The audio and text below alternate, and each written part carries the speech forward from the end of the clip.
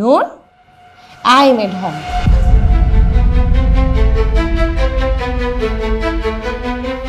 আপা আমার মরে গেছে।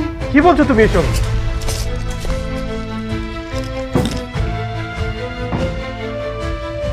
তুমি আজকেও মদ খেয়েছো না? তুমিও তো পাগলের ওষুধ খাও। কই, আমি তো তোমাকে কখনো কিছু বলিনি।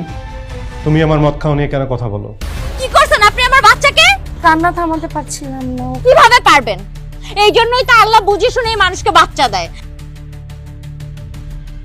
ফারদিন, আমি তোমার স্ত্রী। স্ত্রী বলেই এখনো একই ছাদের নিচে ঘুমাচ্ছি। আমাকে একটু একা থাকতে দাও, প্লিজ ডু ইট।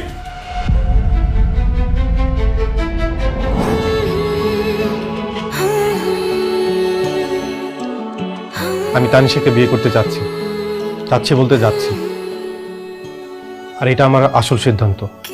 আমি তোমাকে শুধু জানাতে এসেছি, তোমার থেকে পারমিশন নিতে আসিনি।